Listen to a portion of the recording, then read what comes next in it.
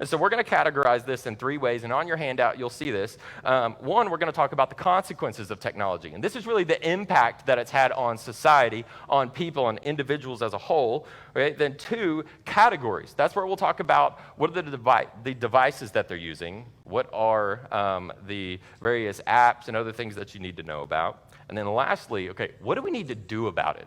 How do we control the technology? And that's the last thing.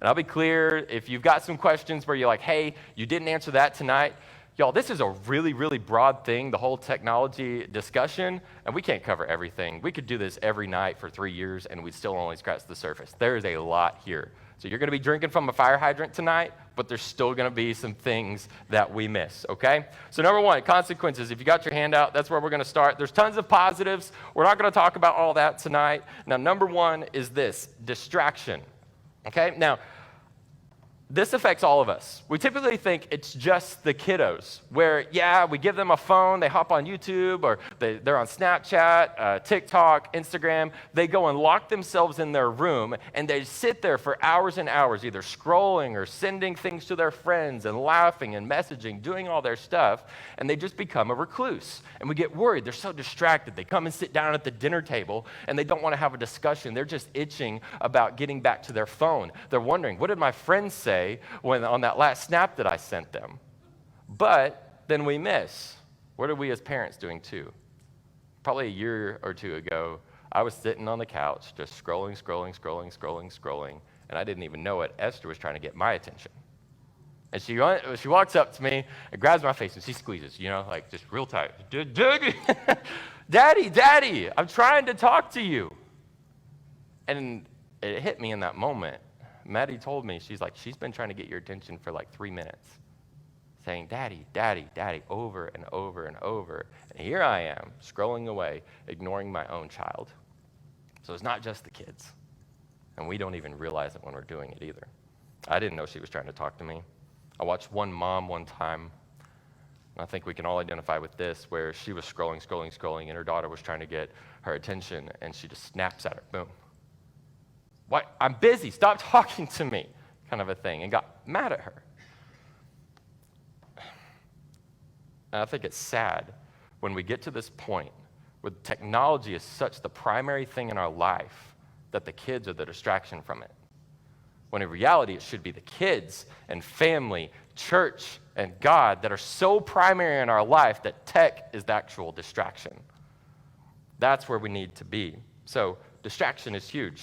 It distracts us from school, from church, from family, from friends. So many things in our lives.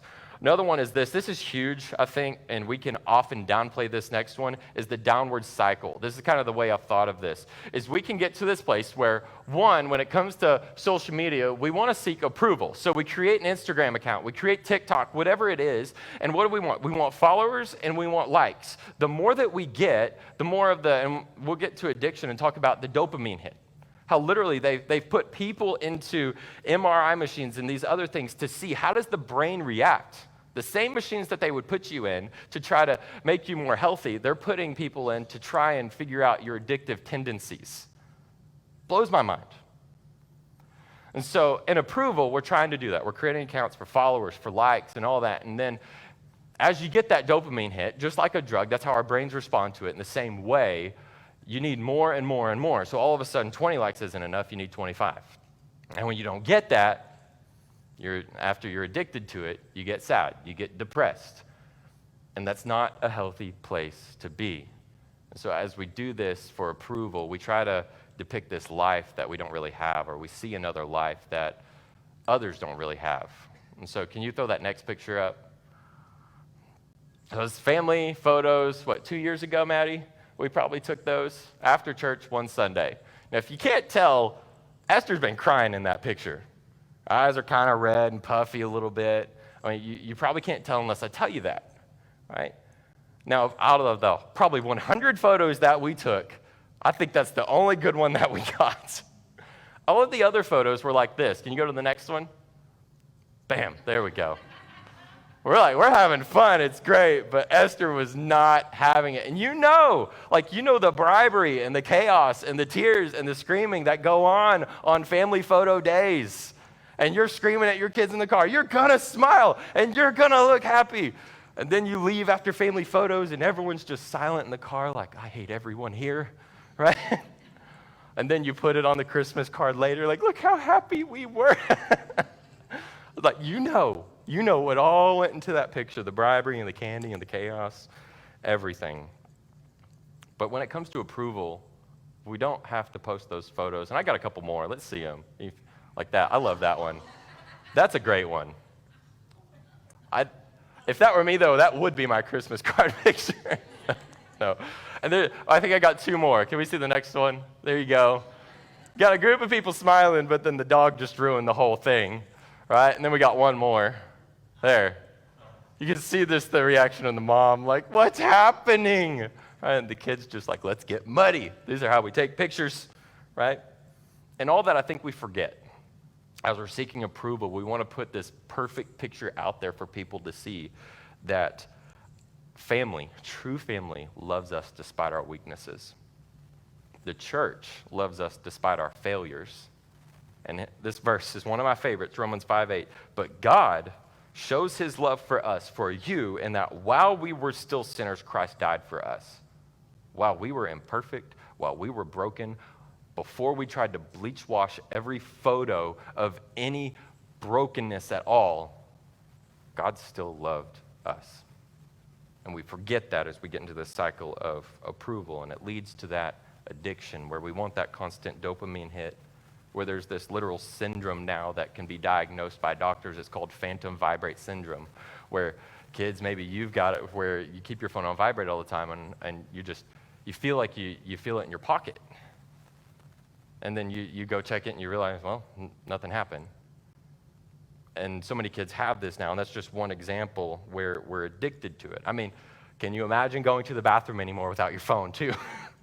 I mean, think about it. That phone goes everywhere with us. And then it leads, ultimately, to that third step in the cycle, depression, where we're sad, and we just sit there, and we're like, well, I didn't get all the likes that I wanted, and all those things. And we try to bring it back around. It's where I'm sad, so I want to be happy. Well, I'm going to do that by getting approval. And it's this downward cycle where we go down and down and down. And we try to get ourselves out of it, but we can't. And ultimately, where this ends up is suicide. As you see up here, teens who spend 5 hours a day on their phone are 71% more likely to commit suicide. Now, that stat is probably like 2 or 3 years old now. I think that number is actually higher after COVID. And they say the tendency is when you hit about 2 hours a day on social media, no matter what social media it is, or even really technology that it is, that's when the anxiety and depression starts to rise. And the longer you spend on it, the higher the likelihood for anxiety, depression, and sadly, suicide. And some kids are spending up to 9 or 10 hours a day on these things. That's probably the thing that scares me the most. So that's that downward cycle that I just want you to be aware of. Another one is sleeplessness. Now, I'm not going to harp on Netflix or Hulu or anything like that a lot. This will be the only time I talk about it. So back in 2017, the CEO of Netflix was asked about his competition. Like, hey, who out there is your greatest competition when it comes to streaming? Is it Hulu? Is it Prime Video? Is it something else that's out there? Disney Plus wasn't a thing yet at that time, but he said, I'm not worried about any of those other competitors. If we create good content and we get people to come and watch it, then we can keep them there. He said, the actual competitor that I'm worried about is sleep. So he said, the CEO stated this. He's like, yeah, Netflix, they're trying to do their thing with movies. But Netflix, where they make their most money and people spend their most time, is binging their TV shows that have seasons on seasons on seasons. So he said, the enemy of that is sleep. If we can get them to stay up till 2, 3, 4 in the morning, they're binging. They're doing what we want them to do. I'm not worried about Hulu or Prime Video. So that's their goal, to a point where Hulu caught on in the same year, 2017, teamed up with Visine to develop a commercial to show that their new eye drops would actually help to watch just one more show. That's how they marketed it. Hulu actually tweeted, no, this is Visine that tweeted in 2015, so this is even way back. 'Tis the season for cozy scrolling binges. Keep your eyes comfy with Visine. So they're marketing it to keep you up later, to keep your eyes open, things like that. And that's what our kids are saying too. And no one's on Twitter anymore. That's back in 2015. Yeah. Another one is fake news. Fake news spreads 6 times faster than real news on social media. And so, in reality, the news that you find on Facebook, on Instagram, is actually more likely to be fake than it is to be real. One example of this is a few years back, there was this thing that started going around by, I don't know who started it. It was called Pizzagate. I don't know if y'all have heard of Pizzagate, but it was this crazy thing where some people saw, based on your algorithms, that there were actually pedophile rings and trafficking rings underneath in the basements of every pizza place. So all of a sudden, people started showing up with guns and actually holding people hostages at pizza places, saying, we got to get the kids out. We got to get all of the people arrested, things like that. And all these cops didn't know how to handle it. I mean, someone would show up to Steffi's and all of a sudden say, where are the kids? Like screaming it. Because they bought into this lie, this fake news, and that's so common. It was common, and it's common in so many things. I'm not going to go there. I will say this too. Reddit is really popular with teenagers. That ain't news. It's not facts. It's all opinion. And I can tell you, even when your kids go online to try to find stuff for homework and do their schoolwork, they're going to Reddit to learn things.